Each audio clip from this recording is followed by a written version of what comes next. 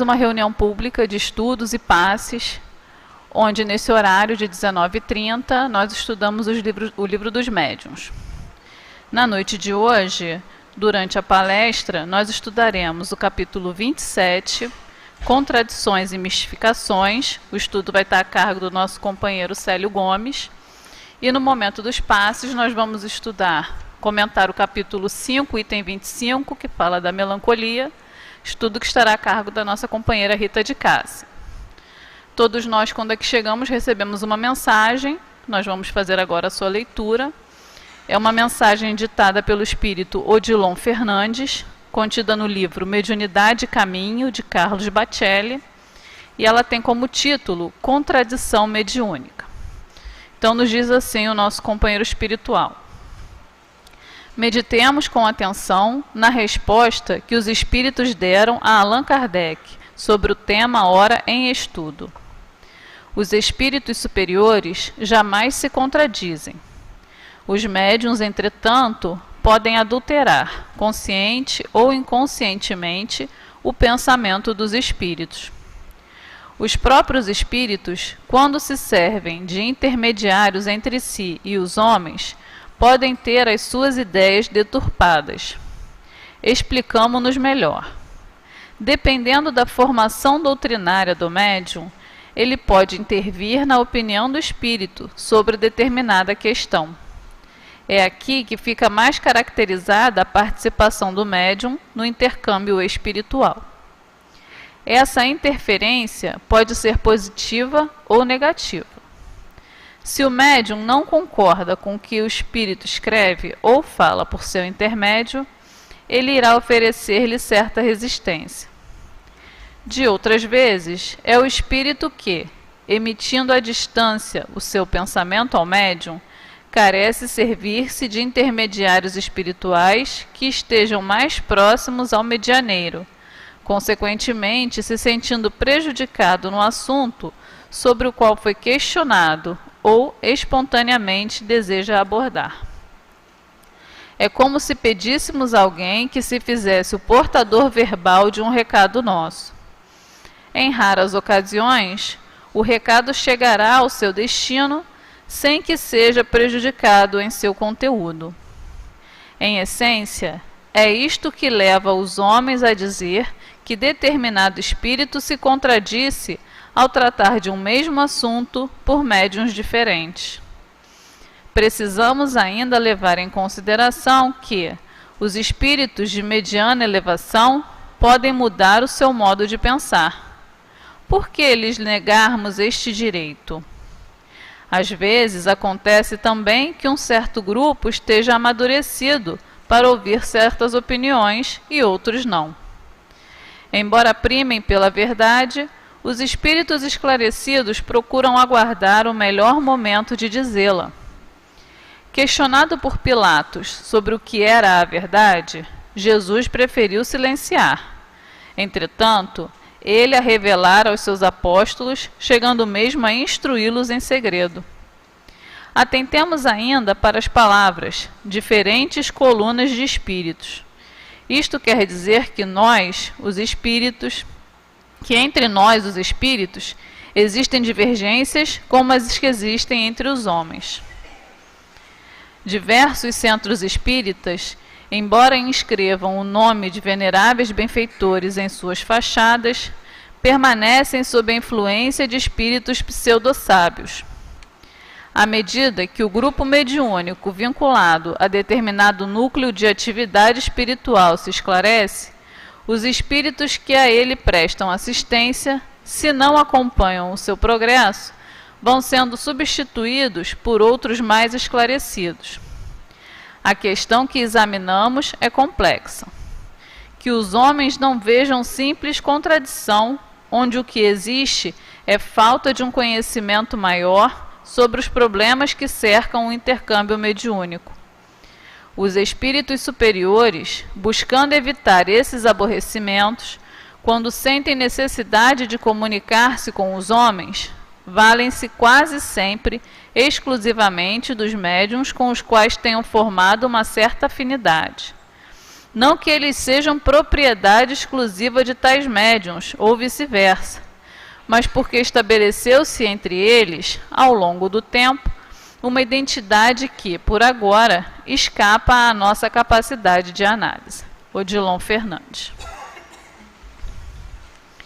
Então, embalados por essa página, que certamente vai servir também de subsídio no estudo do Célio, nós vamos fazer a nossa prece para então iniciar propriamente o nosso trabalho. Querido Mestre Jesus, queridos amigos, dirigentes da nossa casa, estamos aqui, Senhor, mais uma vez, nos apresentando ao estudo, ao trabalho, muito gratos, Senhor, por esta oportunidade. Queremos rogar as suas bênçãos, a sua proteção, o envolvimento, Senhor, aos nossos irmãos que na noite de hoje farão uso da palavra. Que tenhamos, Senhor, o nosso coração e a nossa mente abertos ao estudo, à instrução e às boas vibrações que no dia de hoje emanarão sobre nós.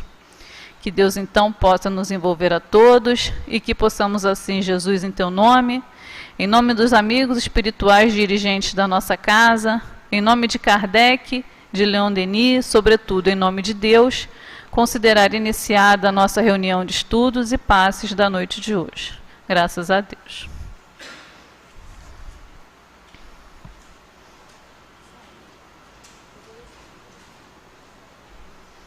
Então, irmãos, como dissemos, na noite de hoje nós vamos estudar o Livro dos Médiuns, capítulo 27, Contradições e Mistificações. O Célio vai falar para nós dos itens 297 a 303. Nós faremos apenas a leitura do item 297. Contradições. Os adversários do Espiritismo não deixam de censurar que seus adeptos não se encontram de acordo entre si, que nem todos partilham das mesmas crenças. Numa palavra, que eles se contradizem. Se, dizem eles, o ensino vos é dado pelos espíritos, como se dá que não seja idêntico? Só um estudo sério e aprofundado da ciência pode reduzir este argumento ao seu justo valor. Apressemo-nos a dizer, primeiramente, que essas contradições, de que algumas pessoas fazem uma grande ostentação, são, em geral, mais aparentes do que reais, que elas se devem, muitas vezes, mais à superfície do que ao fundo das coisas, e que, por conseguinte, carecem de importância. As contradições provêm de duas fontes, dos homens e dos espíritos. Nesse momento, então, nós vamos passar a palavra para o Célio, rogando a Deus que o envolva no seu estudo. Boa noite a todos. A gente tem nesse capítulo do Livro dos Médiuns dois assuntos. O primeiro ele vai tratar das contradições e depois ele vai tratar das mistificações. Ele faz uma análise muito interessante, logo nesse pedacinho, né, nesse item 297, que a nossa amiga leu, que ele fala que para a gente conseguir entender as questões das contradições, que muita gente vai trazer para nós, quando nós falarmos de espiritismo, de médium, falar de espírito, mediunidade, relação nossa com os espíritos e vice-versa, muita gente ela tem toda uma caixa pronta para nos levar a ter que dizer para elas algumas informações. Kardec ele era muito tranquilo, ele dizia o seguinte: quando algumas pessoas chegavam perto dele para questionar, trazendo as suas ideias e querendo saber alguma coisa, ele dizia o seguinte: olha, eu vou te dar o livro dos Espíritos, estuda esse livro, quando você tiver estudado esse livro, você volta para conversar comigo. Ele não costumava falar de doutrina com uma pessoa que não tivesse base nenhuma, porque era muito difícil e ele perdia muito tempo, ele não tinha muito tempo para isso. Quando a pessoa se dedicava a estudar, ele dizia o seguinte, ele conseguia saber que aquela pessoa realmente queria aprender alguma coisa. Então, com aquelas informações básicas, que já são muitas, ele então conseguia, quando a pessoa voltava, ou fazia o próprio curso na própria sociedade espírita, ou estudava sozinha, depois a pessoa vinha então conversar com ele. Kardec também diz que todas as vezes que uma pessoa que frequentava a sociedade espírita, e ele coloca que na sociedade espírita foi onde ele teve os seus maiores aborrecimentos, isso também é interessante a gente lembrar. Ele diz o seguinte: quando uma pessoa voltava, estava frequentando a reunião e começava a criar determinadas situações problemáticas com relação ao espiritismo, e dizia que ia embora, se não fosse atendida naquilo que ela pedia, ele sempre dizia que ele fazia uma distinção. Você está aborrecido com as pessoas, ou você está aborrecido com a doutrina? Se a pessoa dizia que estava aborrecido com as pessoas, ele tentava entender e fazer uma harmonização na situação. Quando a pessoa dizia que estava aborrecida com a doutrina, ele dizia para a pessoa estudar de novo, e se a pessoa dissesse que fosse embora por isso, ele nunca ia atrás da pessoa para trazê-la de volta. Pode parecer estranho, né? Poxa, a pessoa saiu do centro, nunca mais voltou, a gente vai se informar. Por que não voltou? Ah, porque não concorda com a doutrina. Então ele dizia, a doutrina é muito consoladora, a doutrina é muito esclarecedora, a doutrina é muito libertadora, e se a pessoa realmente não consegue enxergar isso, não está madura para isso, deixa ela lá, porque senão ela vai trazer problemas. Então, imagina que lidar com tudo isso, como era complexo para ele, e notando que a gente estava falando de uma doutrina que estava surgindo, que muito pouca gente tinha um amadurecimento, não é, daquele ensino. Bom, passamos esses anos todos, estamos aqui com o mesmo capítulo. Uma coisa importante, e eu até admirei muito, porque quando a gente estuda para falar, a gente aprofunda mais, eu vi um monte de coisa boa, muito, muito boa nesse capítulo. E a primeira coisa que ele diz é que a gente precisa estudar profundamente. Então, estudar profundamente não é passar o olho. Né? Estudar profundamente não é, eu estudo hoje, um ponto aqui, um ponto ali, vou saltando tudo, deixo algumas coisas. Não, ele tem que estudar mesmo. Então, para a gente aprender, tem que estudar. O segundo ponto, ele diz que de duas fontes vêm as contradições, dos homens e dos espíritos. Por que ele está dizendo isso? Porque espírito e homem, nós poderíamos dizer que são as mesmas coisas. Não é? Só que um está com corpo físico e o outro está sem. Mas se a gente fosse pegar essencialmente, homem e espírito é a mesma coisa. Só tira o corpo igual. Então, todas essas confusões que a gente faz como homem, a gente também faz como espírito. Não é? Então, todas as nossas, por exemplo, se eu tenho um preconceito sobre alguma coisa, e eu vivi aqui com esse preconceito, se eu desencarno com esse preconceito, eu continuo, porque o preconceito está no espírito. Porque é uma questão moral. Então, está no espírito. Por exemplo, se eu tenho uma ideia fixa sobre uma determinada questão, ou até mesmo um trauma que eu vivenciei sobre determinada questão, eu vou levar isso também comigo, depois que eu desencarnar. Então não muda muito essa questão de homem e espírito, é a mesma coisa. Tudo bem até aí? Então, nós vamos chegar no plano espiritual e achando que os espíritos lá são todos muito bem esclarecidos, todos chegam a consenso, todos negociam muito bem. Não, nós vamos encontrar essa confusão toda que a gente encontra aqui. Então, para que a gente consiga aprender bem isso, a gente tem que pensar muito individualmente. Ou seja, trabalhar muito como indivíduo para lidar com as coisas. Para poder ter argumento para lidar com as coisas. Se a gente não tiver essa argumentação forte, a gente vai se envolvendo também naquilo tudo.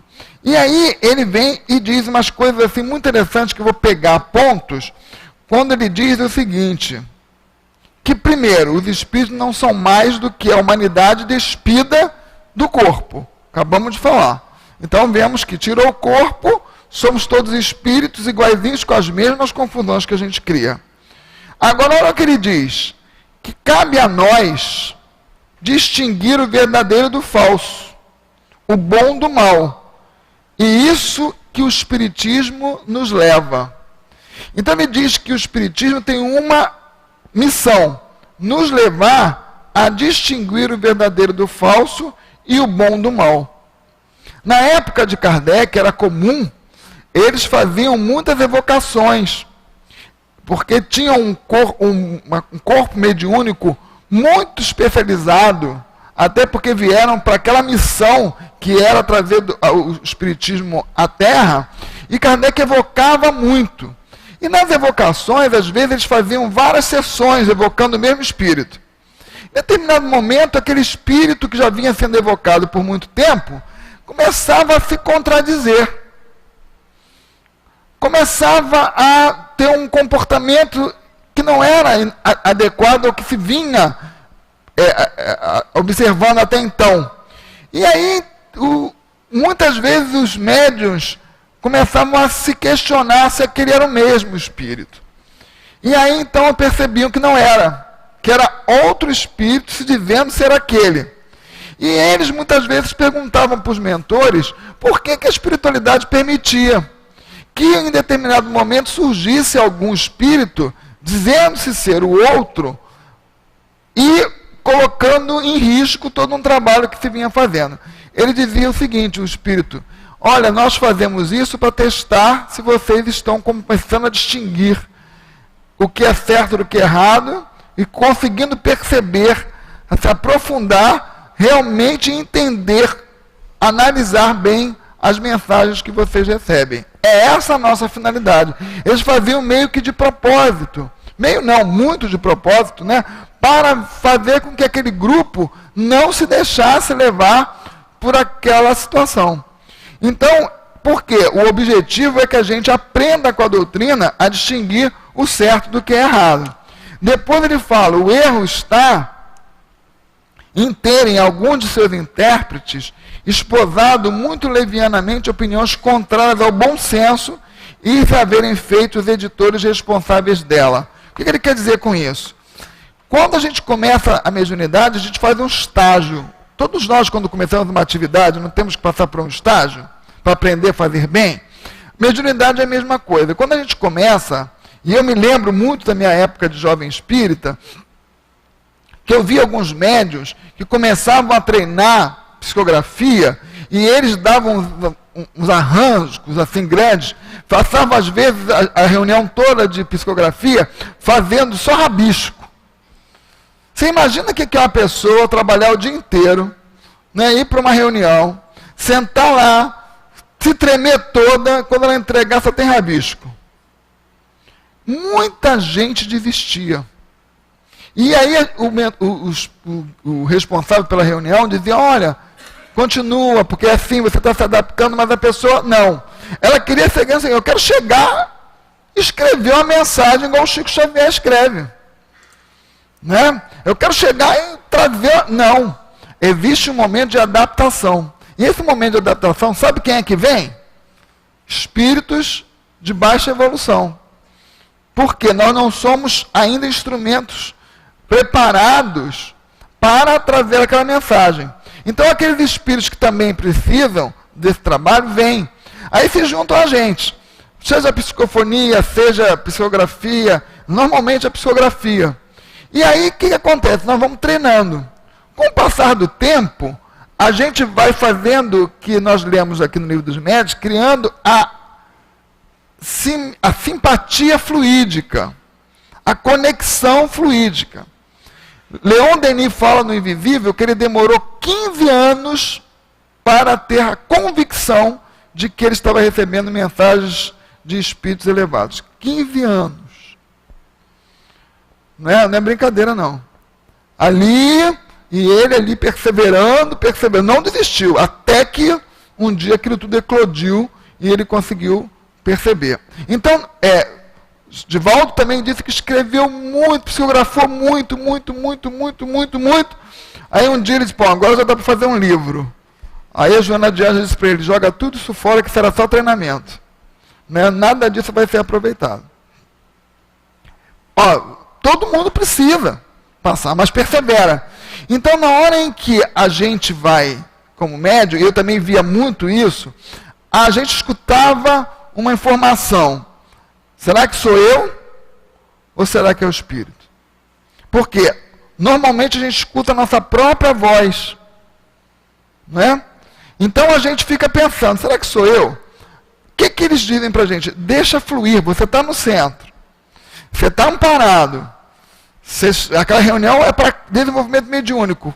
Passa a mensagem. Os responsáveis pela direção vão entender o processo, vão avaliar e vão começar a conduzir.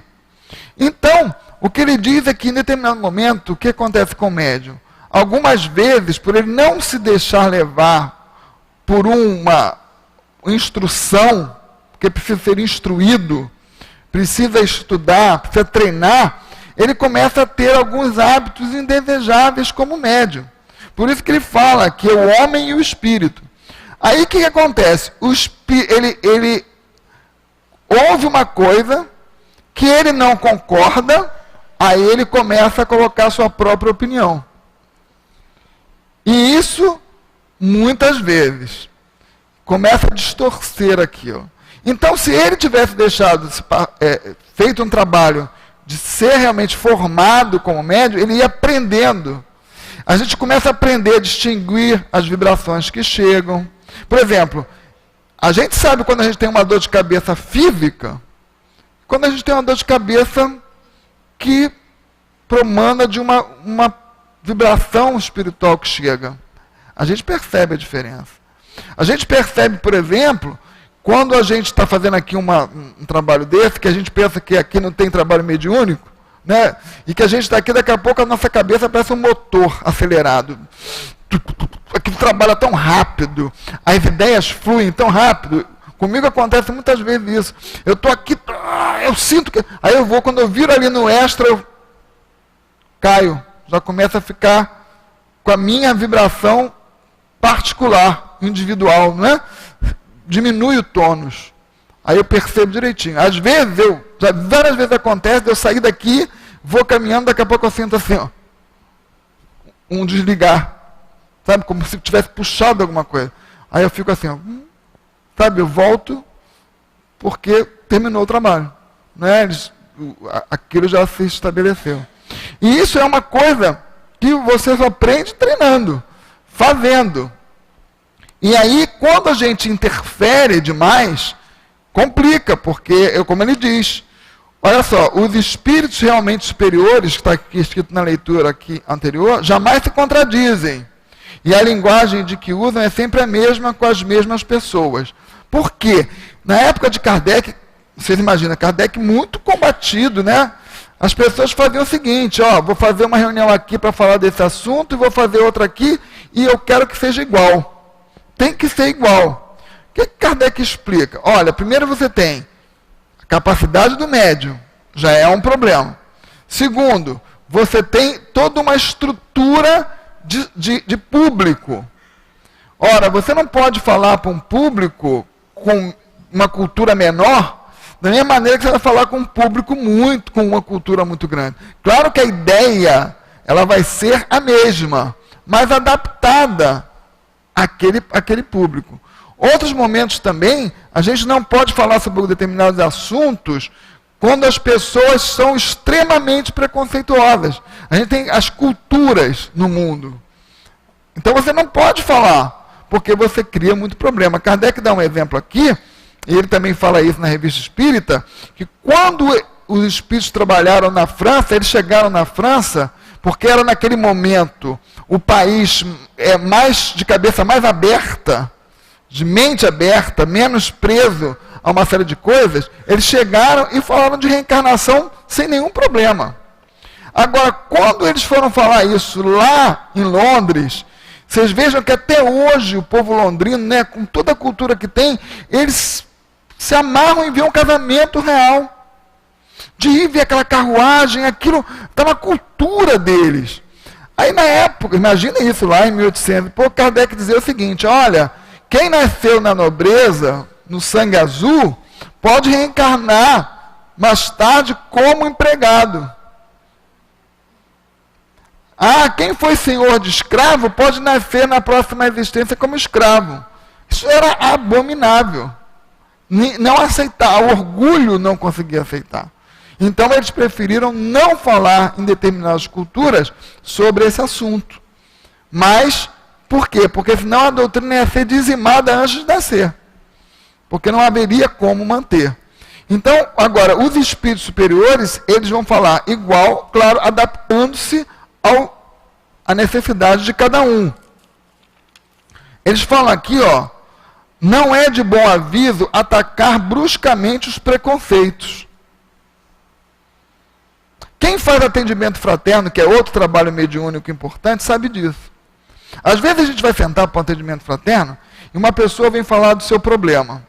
E a gente identifica claramente que o problema dela se chama orgulho. Que ela é orgulhosa pra caramba. E normalmente a gente identifica isso quando a pessoa diz assim, não, porque o fulano fez isso comigo, porque o fulano fez isso comigo, porque o fulano fez isso comigo, porque eu não mereço isso, poxa, eu não preciso passar por isso. Ela nunca nada. Ela não tem nenhuma participação. Né? Aí você olha e diz o quê? Você pode dizer para a pessoa, olha só, você é orgulhosa pra caramba, você é orgulhoso pra caramba, você não, a pessoa vai embora, não volta nunca mais. Então a gente tem o quê? Repensa, pensa bem, perdoa, não é? Essas coisas são para testar a gente. Tem que amaciar a situação. Porque a pessoa não vai entender. Então é o que ele está dizendo aqui, olha, a gente não pode atacar bruscamente o preconceito. Não significa que a gente não vai atacar. Mas olha, ele diz, bruscamente. A gente tem que ir fazendo um planejamento. E falando, até conseguir fazer com que as pessoas entendam. É para os trazer pouco a pouco a verdade. Devagarzinho a gente vai conseguindo fazer a pessoa entender. Porque, gente, são histórias, às vezes milenares, de preconceito. A pessoa não vai conseguir. E é melhor que ela fique aqui reclamando, mas fique aqui, do que ela nunca mais vir. Né? Vamos tentar. Claro, sempre, gente, sempre com aquela visão de Kardec.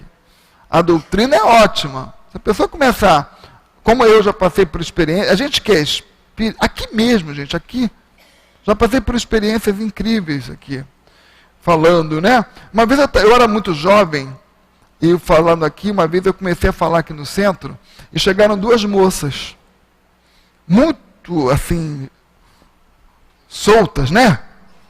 Aí quando eu sentei, eu escutei, gente, uma falar assim para a outra, lindo ele, né? Eu olhei para o lado, olhei para o outro. Bom, e eu falando na palestra, e ela me jogava beijo, piscava o olho. E eu fazendo a palestra. O que eu vou fazer? É uma prova. Eu tenho que passar por isso. Né? Tá ali. Outras vezes você está falando e a pessoa estava assim para você, ó. Fazia assim. Cotovelo no outro. E você está ali. Quando a gente coloca essa vibração aqui, né, é para ajudar mesmo, é uma corrente fluídica importante. Agora, e a gente não está, eu estou aqui, você está olhando e você vê. Complicado. Então a gente precisa estar muito firme, porque não é pedida, nós não somos firmes, eu não sou firme pessoalmente, mas a casa ajuda. Mas que a gente fica impactado, fica. Né? Não é uma coisa fácil. Aí ele diz aqui, não se deve tomar como contradição o que muitas vezes não é senão parte da elaboração da verdade. Então a gente está elaborando uma verdade. Né? A gente está criando uma verdade.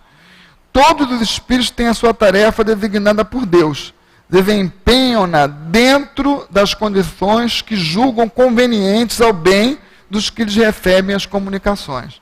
Então, por isso que a gente fala, é bom eu ficar pipocando, vou numa casa, vou na outra, vou na outra, vou na outra, não, escolhe. Por quê? eu venho aqui na segunda-feira, no sábado, enfim. O que a espiritualidade faz?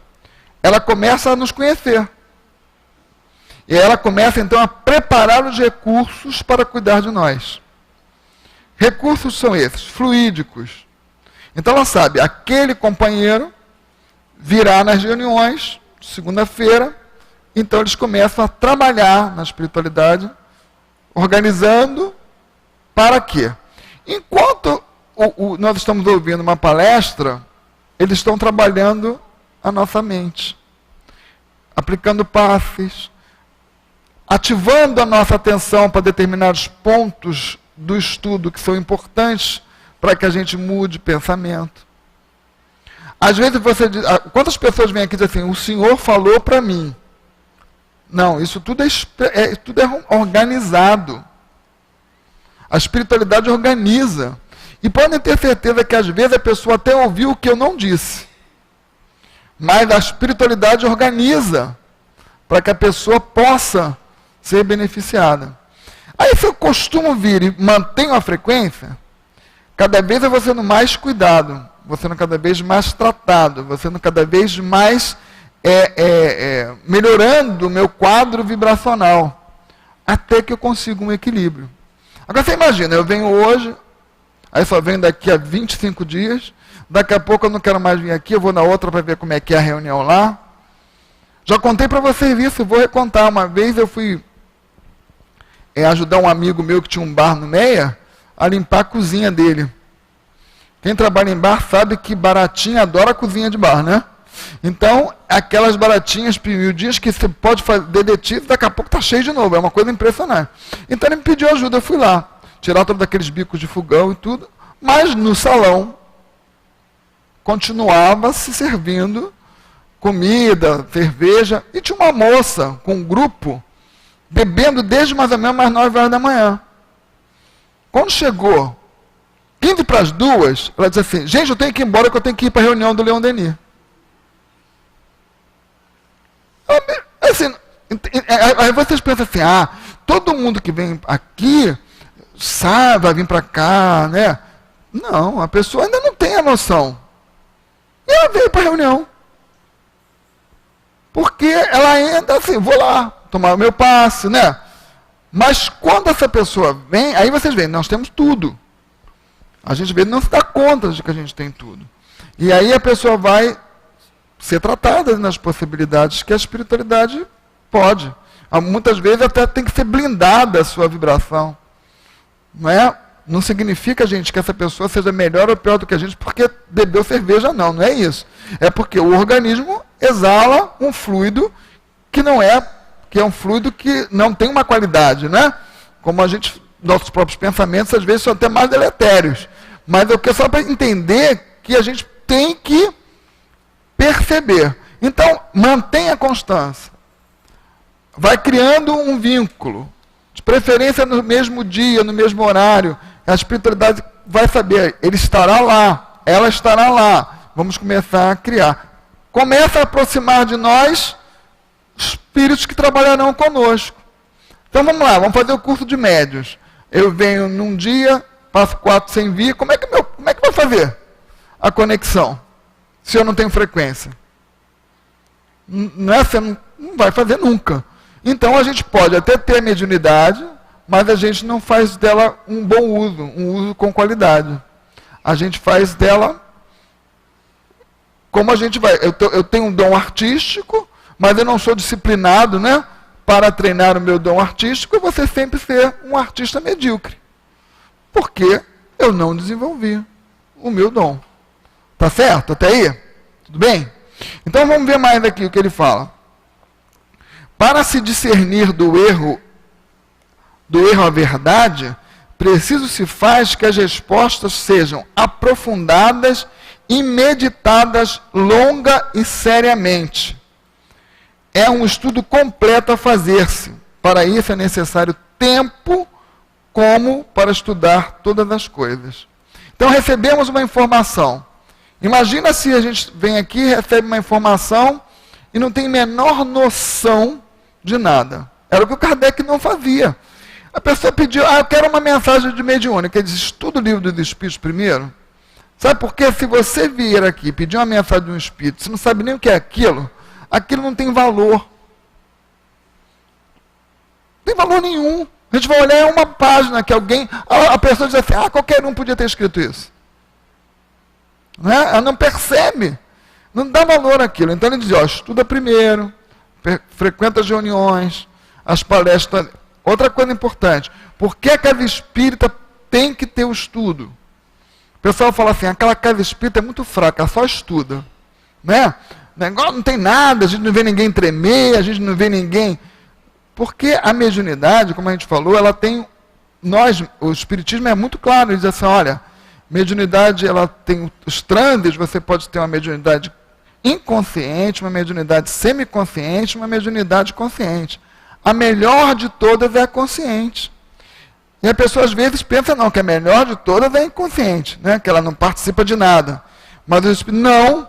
Vocês imaginam um médium que tenha um aprofundamento de transe mediúnico inconsciente? Quanta bobagem pode fazer? Se ele não tem filtro. Aí o que a doutrina espírita faz? Olha, aprende o livro dos Espíritos, que vai ter uma parte lá moral importante, para a gente começar a colocar os limites onde a gente não está muito bem. Depois que a gente passa disso, tem o Evangelho para apoiar a gente.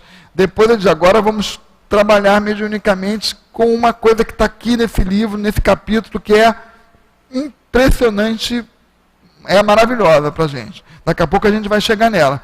Então, o que ele está dizendo aqui? Que a gente precisa gostar de estudar. Outra coisa também, é obrigatório ser médium? Não tem gente que diz assim, você sofre e vai sofrer a vida inteira porque você não quer trabalhar mediunicamente.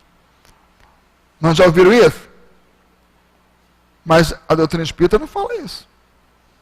Ela fala assim, se você deseja ser médium, o faça com consciência.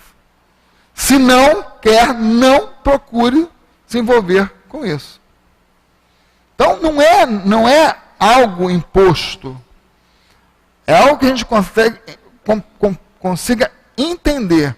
Tem pessoas que dizem assim, eu não quero ser médium porque eu tenho medo dos espíritos. Qualquer medo não se vence entendendo a causa do medo. Então, se eu entender o que é espírito, como ele se comunica, como é que eu me predisponho a trabalhar com ele, eu vou perder o medo, porque eu vou estar esclarecido. Agora, eu tenho medo, mas eu também não quero perder esse medo. Eu quero continuar com esse medo. Aí a gente fala, você tem medo ou você não quer ter compromisso? Eu não quero ter compromisso. Sem compromisso não se pode ser médium. Porque você tem que ter uma disciplina, um horário, né? Se dispor a fazer, se organizar para conseguir servir. Se não tem, não adianta. E não vai ser por isso que a pessoa vai sofrer a vida inteira, não. Porque, gente, tudo isso, olha o que os Espíritos falam. Qualquer ideia que nos aprisiona à vontade não provém de um bom espírito. Então, a partir do momento que a gente é pressionado, porque dizem pra gente que se a gente não for médio a gente vai sofrer, a gente está caçando o nosso livre-arbítrio. E isso não pode provir de uma fonte boa. Agora, quando a pessoa se predispõe a, poxa, eu quero ajudar porque a mediunidade me propicia ajudar meus semelhantes, é uma oportunidade a mais para que eu possa servir ao bem, aí sim, vai fazer com carinho, vai fazer com cuidado. Ele diz aqui, então, que a gente precisa ter esse tempo. Então, eu recebo uma mensagem, lá, ainda trabalhando, né, o meu processo de aprendizado. Tenho que ter tempo para aprofundar. Tenho que confiar nas pessoas que estão me orientando. Essas pessoas que me orientam podem ter falhas? Muitas, são iguais a mim. Não é? Mas a gente vai... Se a gente também já começou a estudar, a gente pode levar todos juntos a um consenso. Agora, precisa que a gente se coloque sempre com respeito. Eu até posso identificar que aquela pessoa que organiza o grupo não está bem. Às vezes você percebe até que você já até avançou mais no conhecimento do que ela. Mas ela está ali porque alguém a colocou ali. Tem que ser respeitada. Porque o respeito é algo que deve ser primordial em qualquer relação humana. Não é? Então a gente precisa disso. E tentar, com argumentos respeitosos, mostrar que pode ser que exista um equívoco. Pode ser que tenha uma outra forma de ver aquele assunto. Aí eu vou fazer o quê? Eu posso trazer fonte, eu posso pegar livro.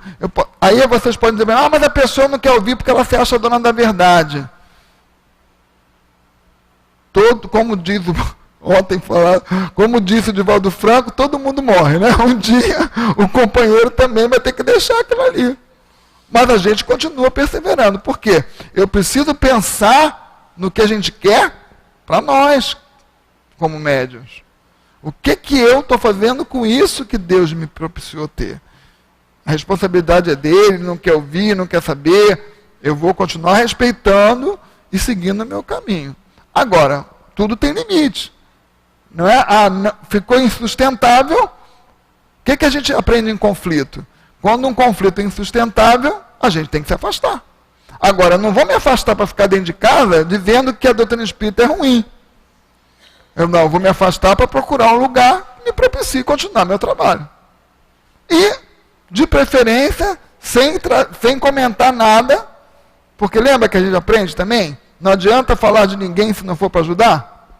Se eu vou continuar falando apenas para minar aquelas pessoas, difícil. É uma das coisas que muito me entristeceu uma vez, foi quando eu fui... teve uma época aqui no centro, né, Cidinha, todos nós estamos mais antigos, havia assim um movimento de muita necessidade, e tudo faz parte da história da casa mesmo, né, das pessoas irem até o altivo no final da reunião, apertarem a mão dele, ficarem ali juntinho, né? Existia. O centro também ainda era um pouco menor, depois foi crescendo muito, mas existiam pessoas que a gente observava, principalmente algumas senhoras, muito tratadas com muito carinho pelo altivo. Aquelas pessoas que tivessem uma fila enorme aqui, e às vezes as pessoas não entendiam muito isso, o altivo dava uma olhada, fazia assim com a mão, pedia para ela vir, e as pessoas se aborreciam às vezes, né?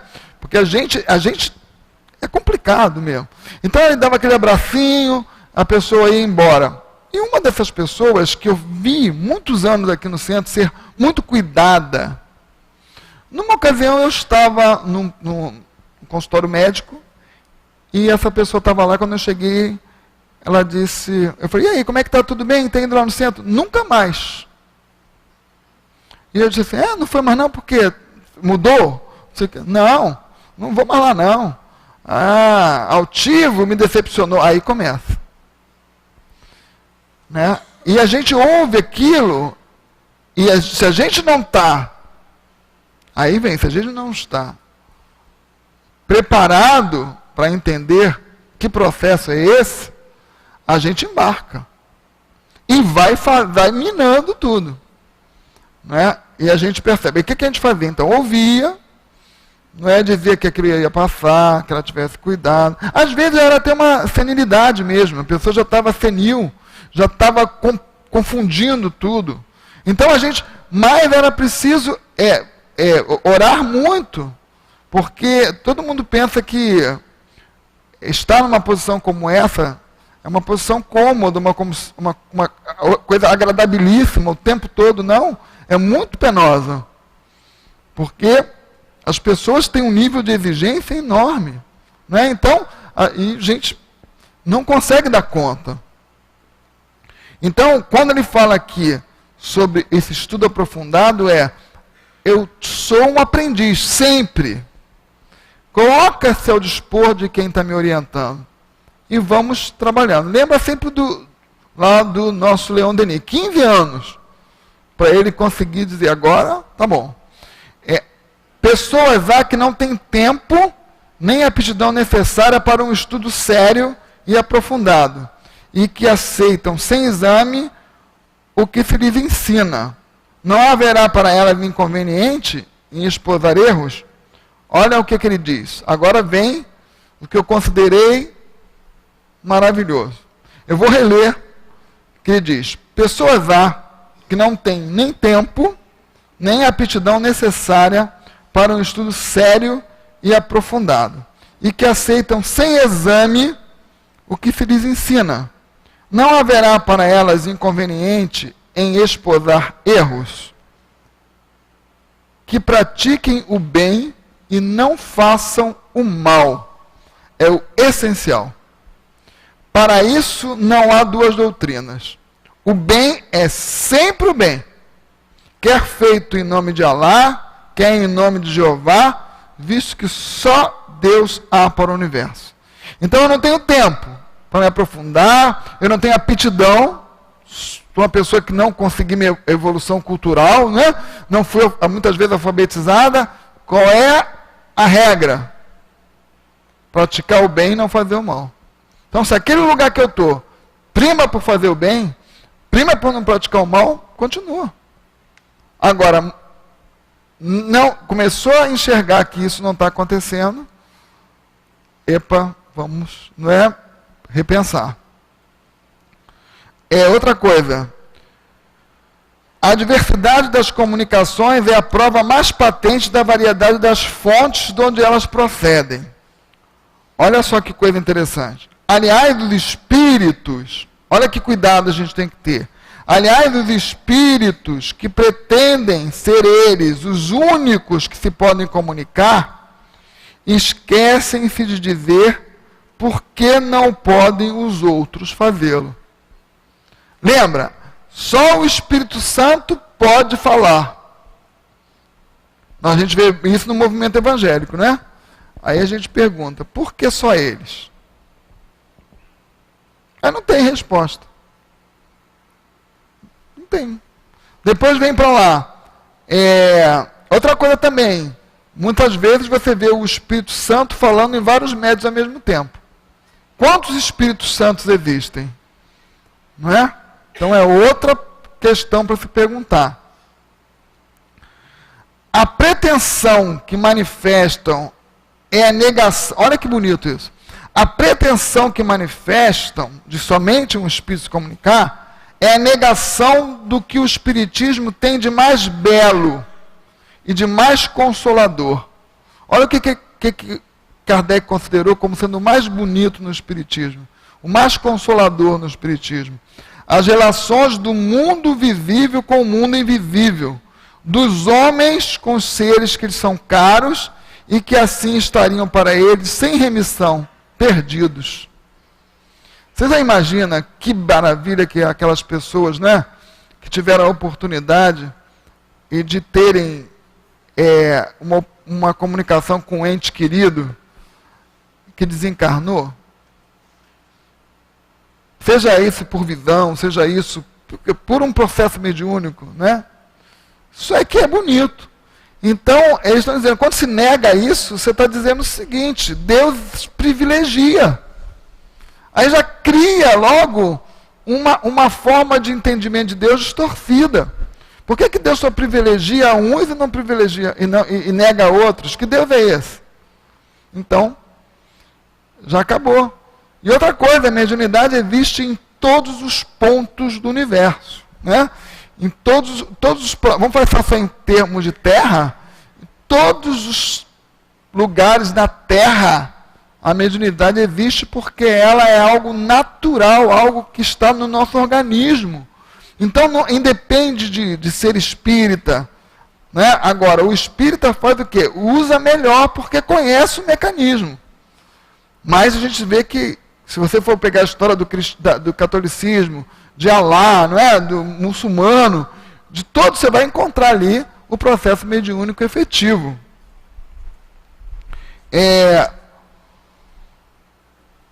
Outra coisa também, quando ele fala das contradições, que a gente já falou, que os espíritos também variam, porque, como a gente falou, são a alma dos homens, cada um sabe um pouco mais ou um pouco menos. E podem ficar, e alguns são muito sérios, que são os pseudo-sábios. Aqueles que tudo querem saber e sabem um pouco de cada coisa, ou inventam quando necessário, porque não conseguem dizer, não sei, né? Não conheço. Então eles querem tudo saber. Ele diz aqui, não tendes entre vós pessoas muito ignorantes sobre certos assuntos, esclarecidas acerca de outros, pessoas que têm mais juízo do que instrução, e outras que têm mais espírito que juízo? Não sabeis também que alguns espíritos têm prazer em conservar os homens na ignorância? Olha aí que coisa, Kardec coloca isso. Tem espíritos que se comprazem em colocar-nos na ignorância, aparentando instruí-los, e que aproveitam da facilidade com que suas palavras são acreditadas. Então tem espíritos, né, que percebem a fragilidade das pessoas, percebem que a pessoa tem uma característica muito natural de ser levada. Agora mesmo eu vinha para cá, um amigo falou para mim, olha, minha chefe pediu para eu comprar 4 velas, uma de cada cor, comprou umas ervas, e aí quando eu cheguei, entreguei o pacote para ela, aí ela perguntou para mim, está pensando o que de mim? Ele disse, não estou pensando nada, cada um com o seu cada um, né? Ela falou assim, porque eu preciso muito que a cigana resolva a minha vida. A gente, na doutrina espírita, sabe, os espíritos nos ajudam. Como? Resolvem a nossa vida? Não, eles nos orientam. Né? Nos fazem refletir, nos dão direcionamentos importantes, mas a decisão, quantas vezes a gente fala, como é que eu fiz isso? Né? Poxa, eu conheço tanto, não fez. Os espíritos permitem, tem que aprender. Não é? E a gente faz. Agora, nunca, outra coisa importante, nunca nos abandonam. Os espíritos amigos nunca nos abandonam. Porque o bom sempre quer ajudar o que está inferior. E até a doutrina espírita fala que acima da gente tem um monte de espíritos que nos ajudam, e abaixo de nós tem vários espíritos que nós ajudamos. É um ciclo de ajuda, o tempo inteiro isso. Então é uma alegria para o espírito. Agora, não podem fazer pela gente, não podem fazer por nós. Outra coisa importante aqui também, que nós temos ali, eu vou ter que dar uma corridinha aqui, senão não vai dar tempo, para a gente entrar no último tema, quando fala das mistificações, mas leiam esse título, leiam esse capítulo, é muito bacana mesmo, muito bom. Quando ele fala aqui para a gente que algumas coisas que nós pedimos ao Espiritismo, que é exatamente o que a gente não pode pedir, quando ele vai falar em mistificação. Só para eu terminar aqui, ele diz assim, nenhuma nuvem obscurece a luz mais pura. O diamante sem mácula é o que mais tem valor. Julgai, pois, os espíritos pela pureza dos seus ensinos. Então eu não vou julgar um espírito, olha só, pela pureza dos seus ensinos. Não é muitas vezes a gente vê a pessoa que julga um espírito com a forma que ele se apresenta. Não é? Com gestual, até mesmo com a forma oral que ele fala, que pode ser uma forma muito rebuscada, mas que é vazia de conhecimento, vazia de sentido, vazia de bondade. Então, é o que ele está dizendo, a gente precisa julgar os espíritos pela pureza dos seus ensinos. Como uma pessoa também. A gente vai julgar um ser humano assim. A unidade se fará do lado onde ao bem jamais se haja misturado o mal. Então, se a gente está na casa espírita, fazendo bem, trabalhando pelo bem, não se importa com que as pessoas estão falando da gente, vamos seguir, não tem que ter consciência disso.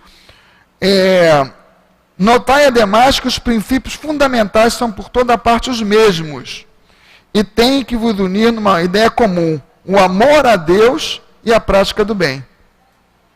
Então, olha só, se a gente não conseguir entender Deus, a gente vai complicar muito.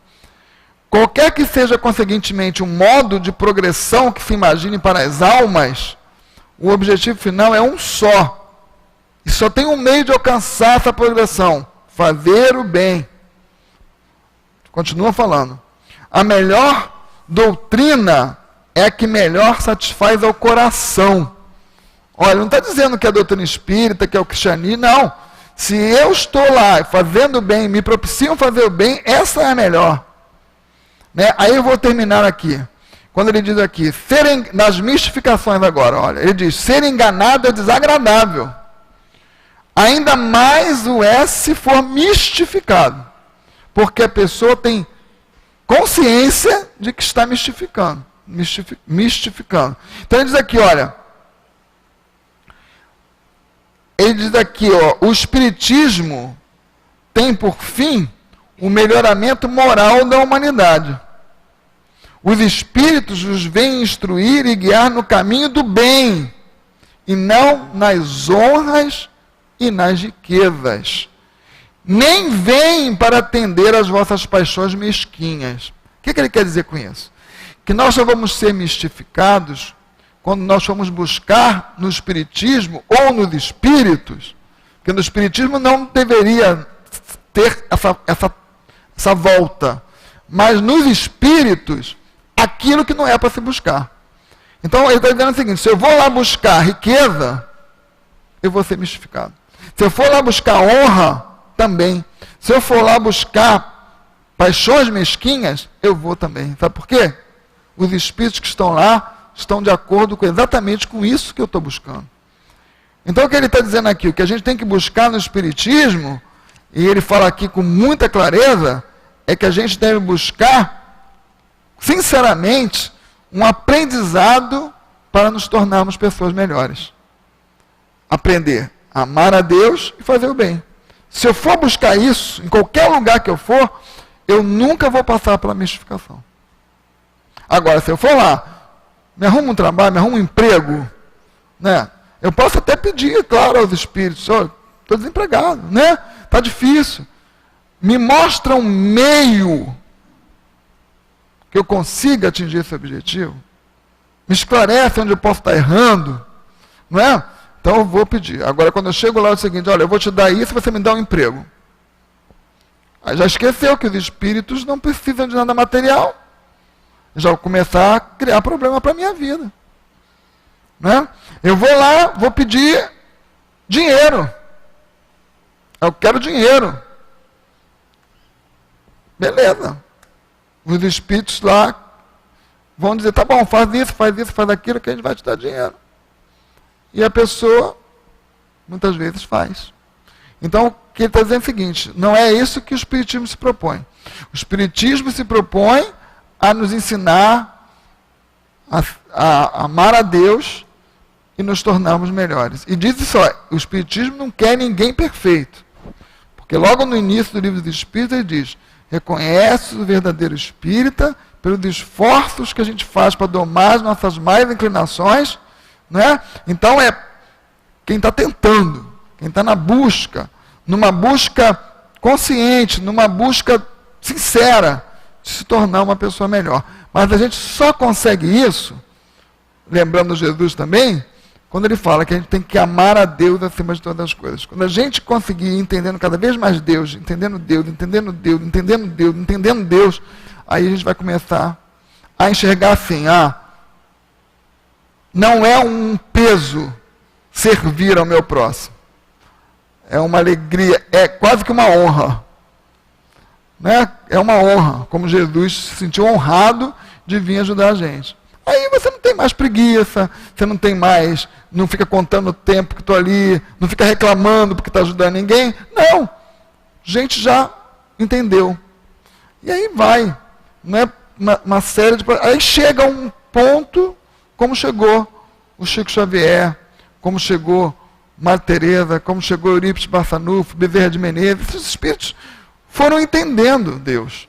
E aí, então, por mais que fossem criticados, por mais que fossem... Não, mas agora, e nós, para concluir, então é seguir. Quando a gente partilhar com os espíritos, qual é essa proposta? Eu quero aprender a amar a Deus e fazer o bem. É para isso que eu vou me relacionar com os espíritos. Para mais nada. Porque o restante pode nos levar à confusão. Então, que Deus nos abençoe, nos proteja e que a gente esteja sempre junto, né? Estudando.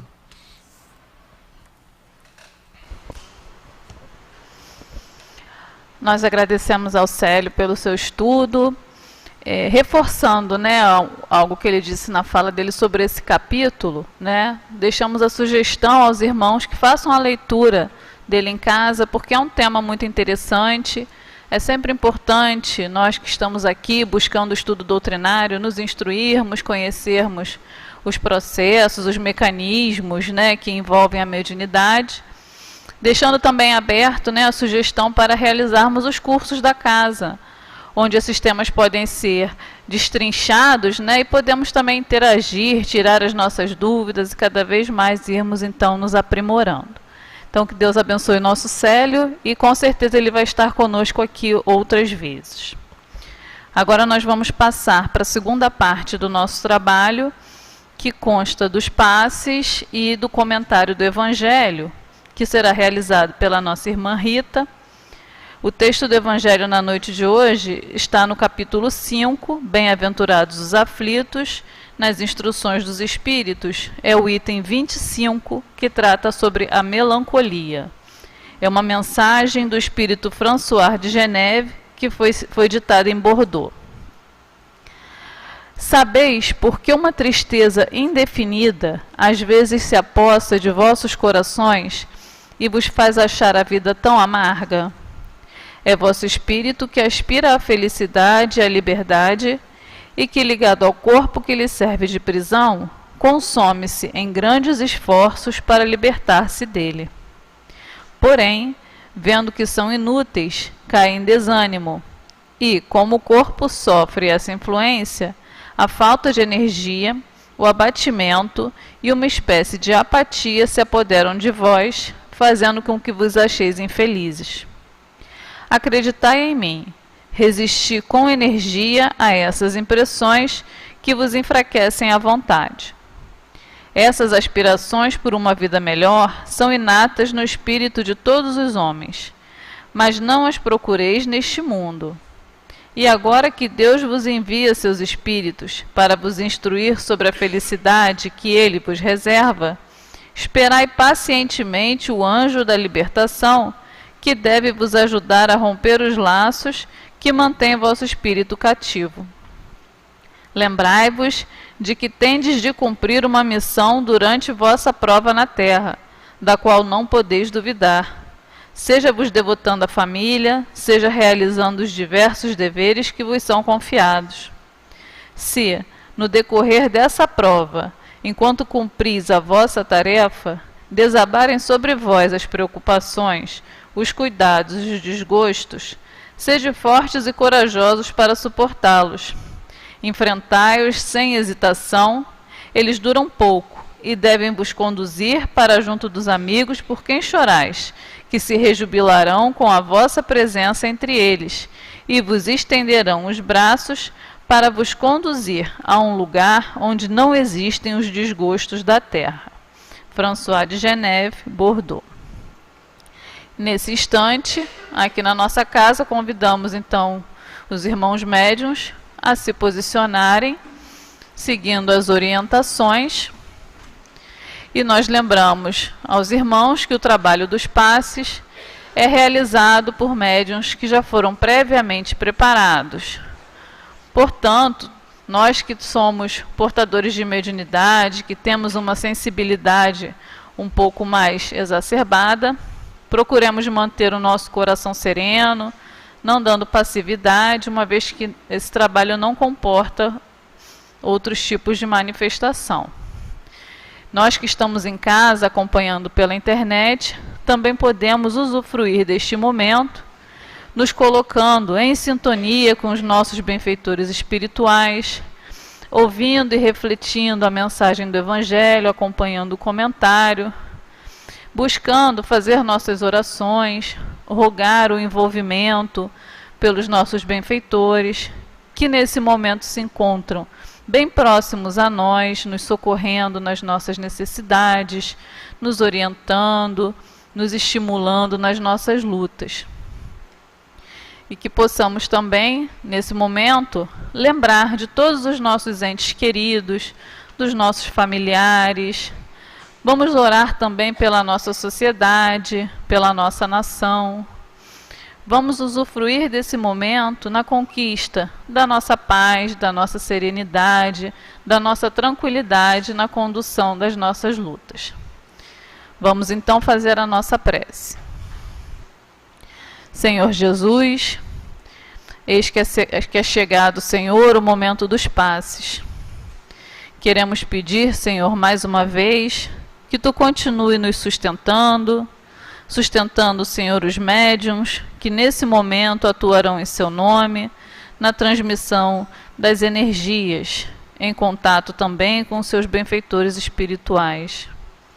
Que possamos, Jesus querido, neste momento também, estar disponíveis a receber os fluidos, Senhor, que nos ajudarão na cura do nosso corpo e do nosso espírito. Que Deus possa nos envolver neste momento e que possamos, então, em Seu nome, considerar iniciado o nosso momento de paz. Que assim seja. Graças a Deus. Que a doce e serena paz do Mestre Jesus possa nos abençoar e nos manter firmes no propósito do trabalho no bem. Que os médiuns que de muito bom grado aqui se encontram possam realizar esse trabalho dos passes na colaboração que é dada de cada um de nós médium aos espíritos que nos orientam. O tema de hoje do Evangelho, que nos fala da melancolia, nos leva a refletir com relação a esse estado melancólico que muitas das vezes nos encontramos. A melancolia, ela é um estado mórbido, caracterizado pelo estado mental e físico, que podem ser manifestações de vários problemas psíquicos. E hoje também ela é considerada como uma das fases da psicose maníaca depressiva. Mas a melancolia também ela pode ser vista como um distanciamento da realidade. Nesse distanciamento da realidade, nós sentimos muitas das vezes saudades de alguma coisa, saudade de alguém, saudade de algumas situações. Vamos lembrar que somos espíritos imortais e que essas saudades que muitas das vezes sentimos nesse processo melancólico aí que passamos algumas vezes, nos leva muitas das vezes a termos saudade da vida espiritual. E aí nos sentimos saudades de Deus, saudade do Pai mesmo, sabe? Deus Pai. E aí vamos buscar dentro da doutrina espírita o que é que a doutrina nos recomenda, o que é que a doutrina nos auxilia nesse momento dessa dificuldade que é esse estado melancólico. Saímos dessa realidade, né? E nesse sair da realidade, o que nós precisamos buscar para retornar à nossa realidade atual de espírito na carne? Precisamos aprender efetivamente a olhar para dentro de cada um de nós. Precisamos efetivamente aprender a nos rever. O que é que está me levando a sair da minha realidade? O que é que eu estou fazendo que me tira do real? Vamos aproveitar todo esse pentateuco que temos hoje na doutrina espírita, que nos leva a refletir, que nos leva a nos rever. Santo Agostinho, na questão 919, quando ele nos afirma que precisamos conhecer a si mesmo, e na 919A, que ele nos leva a entender que esse conhecimento de si mesmo passa pelo relacionarmos com o outro, nos ajuda a pensar a voltar para o nosso prumo e sairmos efetivamente desse estado de melancolia, esse estado de tristeza que muitas das vezes nos paralisa e nos deixa, de uma certa forma, numa prisão no eu mesmo. Então, para que a gente possa efetivamente sair dessa prisão efetiva do eu, que a gente viva efetivamente melhor com o outro, que aprendamos a nos relacionar. A partir do momento que nós aprendemos a nos relacionar, nós aprendemos a nos respeitar. E com isso, nós vamos aprendendo efetivamente a desenvolver melhor o nosso íntimo moral. E é com isso que nós devemos aproveitar aos estudos, como também já foi falado aqui pelo Célio, a gente aproveitar tudo que uma casa espírita nos oferece para podermos buscar o nosso reequilíbrio mental e o nosso reequilíbrio espiritual, o nosso reequilíbrio moral. Não percamos mais tempo e aproveitemos bastante tudo o que a nossa casa espírita nos oferece. Temos muitas frentes de estudos nessa casa para que possamos efetivamente nos entender melhor e nos resolvermos com a gente mesmo. Que Jesus possa nos abençoar nessa semana, que possamos ter uma semana de muita paz, de muita sabedoria, muito discernimento, muita perseverança no bem e no amor. Que Jesus nos leve em paz e com muito amor em nossos corações. Muito obrigada, Senhor, com a graça de Deus. Senhor Jesus, amigos benfeitores espirituais, estamos, Senhor, muito felizes e muito agradecidos por esta oportunidade que tivemos na noite de hoje, do estudo, da instrução, mas também de receber, Senhor, os fluidos benéficos do passe. Que possamos, Senhor, nesta noite, sair daqui levando as melhores vibrações, levando para os nossos lares, para os nossos entes queridos, nossos familiares, todo o envolvimento, Senhor, todas as bênçãos que recebemos na noite de hoje. Que tenhamos, Senhor, renovadas as nossas forças, o nosso ânimo, o nosso otimismo, para não esmorecermos nas nossas lutas e cada vez mais trabalharmos, Senhor, em nosso benefício e em benefício de todos aqueles que dividem conosco a jornada. E assim, Jesus, em Teu nome, em nome de Deus, em nome dos amigos benfeitores espirituais, dirigentes de nossa casa, em nome de Leon Denis e de Allan Kardec, consideramos então como encerrada a nossa reunião de estudos e passes da noite de hoje. Graças a Deus. Uma boa noite a todos, um bom retorno.